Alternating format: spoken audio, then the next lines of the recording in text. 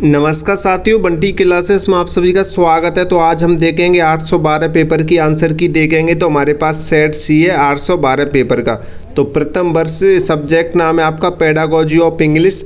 ये सब्जेक्ट सबसे हार्ड मानी जाती है, लेकिन अगर आपने हमारी मैराथन क्लासेस देखी होगी और ऑब्जेक्टिव क्लास देखी होगी, नोट्स पढ़े होंगे, तो ये आपका पेपर बहुत शानदार गया होगा अगर आपने अच्छे से तैयारी की होगी हमारे नोट्स पढ़कर। तो ठीक है, तो ये पेपर आपका 70 नंबर का आता है। इसमें पास होने के लिए आपको 28 अंक लाने होते हैं कम से कम। ठीक है, 28 अंक लाइए और आप पास हो जाते हैं 28 अंक पे। ठीक है, और ये आपको समय मिलता है इस पेपर को सॉल्व करने के लिए 3 घंटे का समय रहता है, जो कि बहुत अच्छा समय है, शानदार समय। इसमें टोटल 19 क्वेश्चन आपसे पूछे जाते हैं।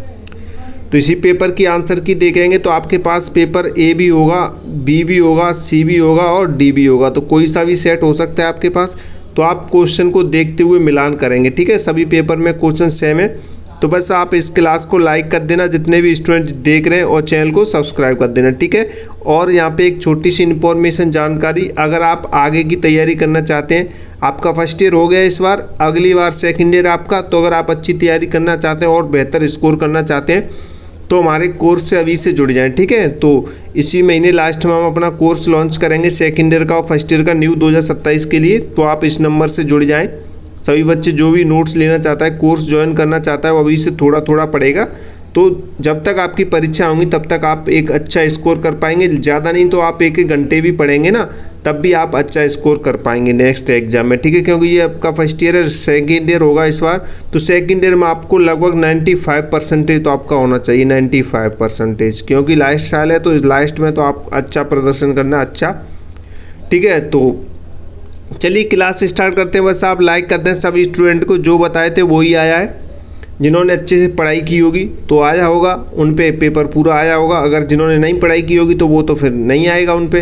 देखो, पढ़ना आपको पड़ेगा। हम आपको एक अच्छा कंटेंट दे सकते हैं कि आपको क्या पढ़ना है, ये आइडिया देख सकते हैं, कैसे पढ़ना है वो बता सकते हैं, लेकिन पढ़ना तो आपको ही पड़ेगा।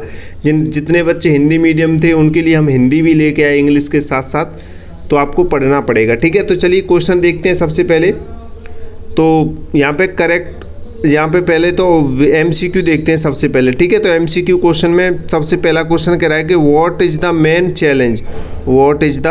Main challenge of learning English in India, यानी कि भारत में अंग्रेजी सीखने की मुख्य चुनौती क्या है। तो ये क्वेश्चन हम करा चुके हैं आपको। अगर आपने ऑब्जेक्टिव देख लेना, PYQ से आया हुआ क्वेश्चन है ये। तो उसमें हम आपको, इसमें 4 ऑप्शन आपको दिए गए हैं, लेकिन जब हम आपको ये क्वेश्चन कराए तो उसमें ऑल ऑफ द अबव भी था, यानी कि यहाँ पे मेन चैलेंज की बात हो रही है। मैं यहाँ पे आपको बता दूँ, ये सारे जो ऑप्शन है ना इसमें, ये सारे ऑप्शन सही हैं, क्योंकि पहला ऑप्शन आपका कह रहा है लैक ऑफ कॉन्फिडेंस, यानी कि आत्मविश्वास की कमी होगी तब भी आप अंग्रेजी नहीं सीख पाएंगे, एक चुनौती होगी आपके पास अंग्रेजी सीखने में। दूसरा कह रहा है लैक ऑफ वोकेबुलरी, शब्दावली की कमी। अगर आपके पास शब्दावली सही नहीं है तब भी आप अंग्रेजी नहीं सीख पाएंगे, क्योंकि अंग्रेजी सीखने के लिए आपके पास वोकेबुलरी होनी चाहिए, मीनिंग्स वगैरह आनी चाहिए आपको। तीसरा कह रहा है कि excessive use of mother tongue, यानी कि मातृभाषा का अत्यधिक प्रयोग, ये भी एक कमी है। और उसके बाद लैक ऑफ इंटरेस्ट, रुचि की कमी, यानी आपको इंटरेस्ट नहीं है अंग्रेजी सीखने में तो आप नहीं सीखेंगे। लेकिन यहाँ पे बात हो रही है मेन चैलेंज की। ठीक है, मेन चैलेंज की हो रही है। ऑप्शन तो चारों ही सही हैं, लेकिन इसमें जो सबसे ज़्यादा इंपॉर्टेंट है मेन, वो है मदर टंग। क्या है इसमें राइट आंसर क्या हो जाएगा? मदर टंग, इसलिए इसका सी ऑप्शन इसका सही हो जाएगा। ठीक है बॉस, आप सभी बच्चे ने अच्छे से नोट्स पढ़े होंगे, अच्छी तैयारी करी होगी, तो आप इसमें सी ऑप्शन करके आए होंगे। अगर यहाँ पे एक ऑप्शन ऑल भी होता ना तो ये ऑल ऑफ द अबव सही होता है इसमें। अगर ये ऑल ही सही है, लेकिन मेन की बात हो रही है तो मेन सबसे जो इम्पोर्टेंट है वो ये है मदर टंग वाला। ठीक है, तो मदर टंग इसका राइट आंसर हो जाएगा। कितने बच्चे मदर टंग करके आए वो हमें कमेंट करें। ठीक है, और लाइक शेयर भी कर देना भाई क्लास को, जितने बच्चे हैं। तो आप हमें कमेंट भी करना कितने क्वेश्चन आपके सही जा रहे हैं। पहले क्वेश्चन देगा। दूसरा क्वेश्चन कह रहा है कि the terms lingua is derived from which language. तो जो लिंगुआ शब्द है वो किस भाषा का शब्द है, आपको ये बताना है। यह मैं पहले भी आपको करा चुके हैं।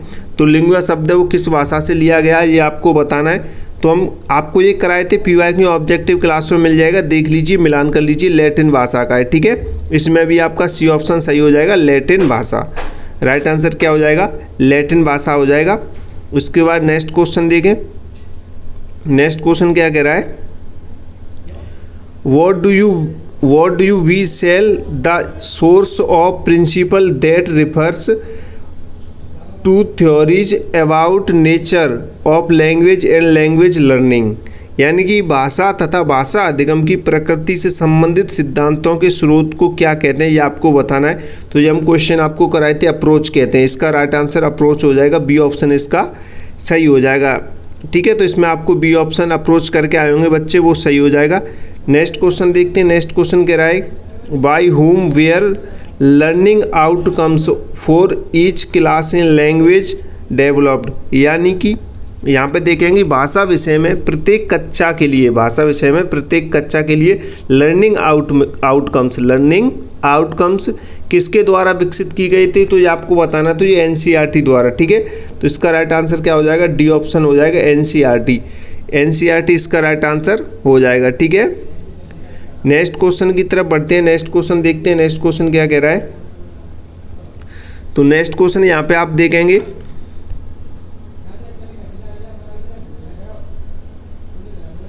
What is the strategy of teaching vocabulary used for.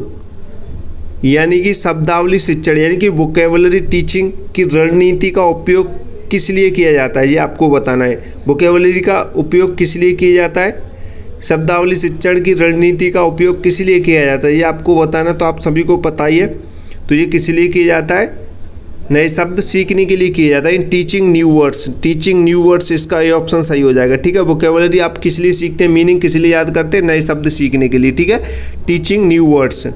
ठीक है, तो ये 5 में से आपको 5 ऑप्शन, इसमें 5 में से 5 मिले होंगे अगर आपने अच्छे से तैयारी की होगी, अच्छे से पढ़ाई की होगी तो। ठीक है, नेक्स्ट क्वेश्चन देखते हैं। नेक्स्ट क्वेश्चन कह रहा है, अब यहाँ पे आपके फिल इन द ब्लैंक आ जाते हैं, तो ये भी आपको कराए थे, अच्छे से समझाए थे। अगर आपने अच्छे से तैयारी की होगी तो आप ये करके आएंगे। तो पहला क्वेश्चन देखिए फिल इन द ब्लैंक में, तो स्पीकिंग इज ए स्किल। तो स्पीकिंग कैसी स्किल है, प्रोडक्टिव स्किल है। ठीक है, प्रोडक्टिव आपको बताए थे। अगर आपने अच्छे से तैयारी की होगी तो आपने ऑब्जेक्टिव अच्छे से पढ़े होंगे तो आप करके आएंगे इसमें प्रोडक्टिव। तो आप यहाँ पे इसमें क्या लिखेंगे, प्रोडक्टिव लिखेंगे। ठीक है,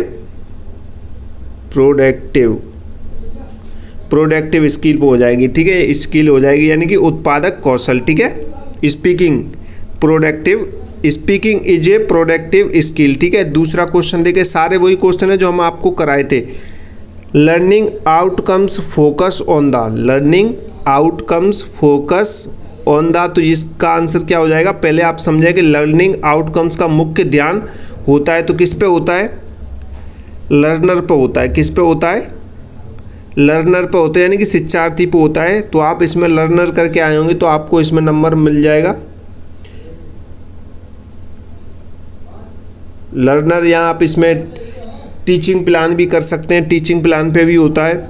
ठीक है, शिक्षार्थी पे भी होता है। तो आप इसमें और भी इसके अदर ऑप्शन भी सही हो सकते हैं। ठीक है, टीचिंग प्लान भी हो सकता है, लर्नर भी हो सकता है, आप और भी करके आए होंगे तो इसमें मिल जाएगा। ठीक है, learning outcome focus of the learner पे, वैसे तो लर्नर पे सीखने वाले पे होता है, शिक्षार्थी पे सीखने वाला कौन होता है, शिक्षार्थी होता है, यानी कि विद्यार्थी, स्टूडेंट होता है। ठीक है,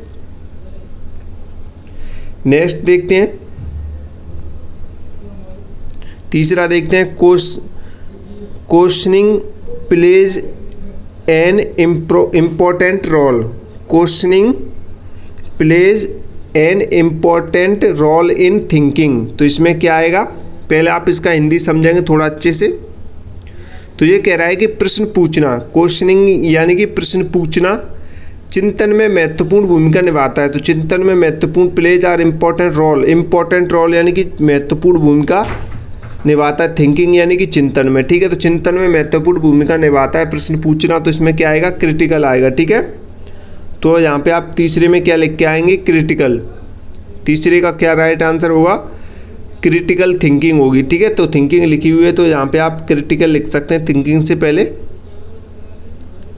क्रिटिकल। ठीक है, क्रिटिकल इसका राइट आंसर हो जाएगा। तो आप इसमें क्या राइट आंसर आएगा, क्रिटिकल थिंकिंग। तीसरे में चौथा क्वेश्चन देखें, feedback is used to the action. Feedback is used to to the action, खाली जगह टू द एक्शन, ठीक है। तो आप इसका हिंदी समझाएंगे। फीडबैक का उपयोग, फीडबैक का उपयोग कार्य को किया जाता है। तो कार्य के लिए किया जाता है, कार्य को कैसे करने के लिए किया जाता है, किस लिए किया जाता है फीडबैक का उपयोग कार्य के लिए, यानी कि उसे इम्प्रूव करने के लिए किया जाता है, यानी कि उसमें सुधार करने के लिए किया जाता है। तो इसमें आप इम्प्रूव लिख सकते हैं, ठीक है। तो चौथे में आप इम्प्रूव करके आए होंगे तो आपको आंसर मिल जाएगा इसमें, ठीक है, क्वेश्चन नंबर मिल जाएगा। तो आप यहाँ पे इम्प्रूव लिख सकते हैं, इम्प्रूव, ठीक है, इम्प्रूव आप इसमें कर सकते हैं, इम्प्रूव। तो इसका राइट आंसर क्या आ जाएगा, इम्प्रूव हो जाएगा। उसके बाद नेक्स्ट क्वेश्चन देखते हैं। नेक्स्ट आपका 5वां क्वेश्चन कह रहा है the first step in the teaching, the first step in teaching, खाली जगह इन reading allowed by the teacher. तो ये कह रहा है कि खाली जगह कि मेरी शिक्षण का पहला चरण शिक्षक द्वारा सेस्वर वाचन है, सेस्वर वाचन है, रीडिंग अलाउड यानी कि सेस्वर वाचन, ठीक है, सेस्वर वाचन है। तो इसका इसमें आ जाएगा आपका, ये क्वेश्चन तो हम आपको कराए थे, इसमें प्रोज आएगा, ठीक है, गद्य आएगा, गद्य यानी कि गद्य के शिक्षण का पहला चरण शिक्षक द्वारा सेस्वर वाचन होता है, ठीक है। तो इसमें क्या आएगा, प्रोज आएगा। आप इसमें PROSE लिख सकते हैं, ठीक है, प्रोज आप इसमें लिख सकते हैं, गद्य। इसका क्या मतलब होता है, गद्य होता है हिंदी में, ठीक है। तो ये आप करके आए होंगे, आप देख लो, पांचों के आंसर आपको बता दिए हमने, विकल्प यानी कि रिक्त स्थान वाले। तो यहाँ पे आप देख लेना आपके कितने आंसर इसमें सही जा रहे हैं। उसके बाद आता है एक वाक्य वाले, ठीक है। तो आप एक वाक्य वाले बहुत ईजी है, ये क्वेश्चन हम आपको कराए थे। वैसे सारा पेपर ज़्यादा इतना हार्ड नहीं है अगर आपने पढ़ाई की है। देखो पढ़ाई तो आपको करनी थी, हम आपको बताए थे, तो आपने कई बार बताए थे ECL का ध्यान रखो, ECL क्या होता है आपको बताए थे। ECL एक वाक्य में पूछा है तो आप इसका अर्थ लिख सकते थे। ECL मीन्स क्या होता है, English as a second language. तो आप यहाँ पे लिख सकते थे English as a second language, English क्या है, सेकेंड लैंग्वेज लिख सकते थे, ठीक है, English as a second language आप इसमें लिख सकते थे। तो इसका राइट आंसर क्या हो जाएगा, ECL का मतलब क्या होता है, English as a second language, ठीक है। उसके बाद नेक्स्ट क्वेश्चन कह रहा है what is classroom transaction process, transaction process क्या होता है ये आपको बताना है, ठीक है। तो पहले यहाँ पे इसका अर्थ समझते हैं कि कच्चा शिक्षण प्रक्रिया क्या है, कच्चा शिक्षण प्रक्रिया क्या है, तो ये आपको बताना। प्रोसेस यानी कि प्रक्रिया, क्लासरूम ट्रांजैक्शन प्रक्रिया प्रोसेस क्या है, तो इसका आप इसमें लिख सकते हैं। आप वैसे तो हम लॉन्ग क्वेश्चन में ये करा चुके हैं, अगर आपने मैराथन क्लास देखी होगी तो उसमें मिल जाएगा। लेकिन कच्चा शिक्षण प्रक्रिया में कच्चा में होने वाली जो शिक्षण अधिगम की प्रक्रिया होती है उसके बारे में आपको लिखना था, ठीक है। तो आप इसमें लिख सकते थे classroom transaction is the teaching and learning process in the classroom, ठीक है। तो आप इसमें बस इतना लिख देते, आपको नंबर मिल जाता, क्योंकि एक नंबर का छोटा सा ही आप देख सकते। तीसरा क्वेश्चन कह रहा है आपसे for which stage will you use pair work, pair work के बारे में हम बताए थे, लेकिन ये पोएट्री के बारे में लिखना है, पेयर वर्क के बारे में आप लिख सकते थे। ये क्वेश्चन वो हैं जो हम आपको करा चुके हैं। पीरियड प्लान के बारे में आप लिख सकते थे। पीरियड प्लान क्या होता है, एक कच्चा अवधि योजना होती है पीरियड प्लान क्या होता है, पीरियड होता है ना कच्चा में, उसी के बारे में पूछ रहा है। जैसे आपका फर्स्ट पीरियड हो गया, सेकंड पीरियड हो गया, टीचर आते हैं ना आपको पढ़ाने के लिए कि फर्स्ट पीरियड किस टीचर का है, सेकंड पीरियड किस टीचर का है, वो पीरियड प्लान है। तो पीरियड प्लान क्या होता है, पीरियड प्लान एक कच्चा अवधि की योजना होती है, ठीक है। तो आप ये लिख सकते थे कि a period plan is a plan for one class period, ठीक है। तो आप लिख सकते थे व्हाट इज यूनिट प्लान, तो ये भी हम आपको बता चुके हैं यूनिट प्लान के बारे में। तो ये सारे वही क्वेश्चन है जो हम आपको बता चुके हैं। ये क्वेश्चन तो आप बना के भी लिख के आए होंगे ना, तब भी आपको नंबर मिल जाएगा, ठीक है। इनकी टेंशन मत लीजिए, इनमें पाँचों में से 5 नंबर मिलेंगे आपको, आप कैसे भी लिख के आए होंगे, क्लियर। बाकी बात है यहाँ पे आप देख सकते हैं what do you mean by language, ये भी हम आपको कराए थे। फॉर लर्निंग स्टाइल के बारे में बताइए, बेनिफिट और रोल प्ले के बारे में हम आपको ये क्वेश्चन कराए थे। डिफाइन लर्निंग इंडिकेटर ये भी आपको बताए थे। टीचिंग रिफ्लेक्शन के बारे में भी आपको बताए थे। लेसन प्लान, टीचिंग प्रोज, ये सारी चीज़ें हम आपको, ये सारे क्वेश्चन हम आपको करा चुके हैं। कौन कह रहा है नहीं कराएं, ये आपने अगर क्लासेस देख ली होगी तो यहाँ पे भी इनमें से बहुत सारे क्वेश्चन हम आपको करा चुके हैं। नोट्स से बहुत सारे क्वेश्चन आए, अगर आपने नोट्स पढ़े होंगे तो आप सारे क्वेश्चन करके आए होंगे, क्योंकि नोट्स से ज़्यादातर क्वेश्चन इसमें दिखाई दे रहे हैं। मैराथन से भी बहुत सारे क्वेश्चन इसमें दिखाई दे रहे हैं। ठीक है, ये सारे के सारे इंपॉर्टेंट क्वेश्चन आंसर आप देख सकते हैं। यहाँ पे हम आपको जो कराए थे ये क्वेश्चन भी हम कराए थे टेक्स्ट बुक के बारे में अच्छे से क्वेश्चन। अगर आपने साइलेंट रीडिंग के बारे में भी बताए थे, silent reading, AIIMS of silent reading ये कराए थे हम। एक भी क्वेश्चन ऐसा नहीं है जो नहीं कराए थे आपको। अगर आपने अच्छे से पढ़ा होगा तो आप करके आए होंगे, नहीं पढ़ा होगा तो नहीं करके आए होंगे। देखो आपको पढ़ना पड़ेगा, बस कंटेंट हम ही दे सकते हैं आपको। इम्पोर्टेंट कराए थे वैसे तो हम कि एक ही बच्चा फेल नहीं होगा अगर आप लिख के आए होंगे। ठीक है, अगर आप नहीं लिख के आए होंगे तो थोड़ी संभावना बन सकती है। देखो लिखना तो आपको ही पड़ेगा, हम आपको बस पढ़ा सकते हैं और बता सकते हैं क्या आ सकता है क्या नहीं आ सकता है। ठीक है, तो इसमें सारे क्वेश्चन वही हैं। लेसन प्लान के बारे में आप लिखे आते, बस इन शब्दों का ध्यान रखो। हमने कई बार कहा है कि शब्द का ध्यान रखो, आपको मतलब नहीं है क्या पूछ रहा है, उससे रिलेटेड जो भी आप लिख सकते हैं वो लिख के आओ। सीसी के बारे में कई बार बताएं तो आप लिख सकते थे सीसी क्या होता है, तो आप लिखेंगे तो आप अच्छा नंबर पाएंगे। जिन्होंने नहीं लिखा होगा वो उनके कम नंबर आएंगे, जिन्होंने ज़्यादा लिखा होगा उनके अच्छे नंबर आएंगे। ठीक है, तो आप हमें कमेंट करना आपके कितने क्वेश्चन सही जा रहे हैं। ठीक है, कमेंट कर देना सभी स्टूडेंट, और क्लास को लाइक शेयर कमेंट कर देना भाई। ठीक है, क्लास को लाइक शेयर कमेंट, और जिनको नोट्स लेने आगे की तैयारी के लिए तो वो नोट्स ले सकता है। आपको नंबर दिखाई दे रहा है, बस लाइक शेयर कमेंट और चैनल को सब्सक्राइब कर देना। तो मिलते हैं अगली नई क्लास में। जय हिंद, जय भारत।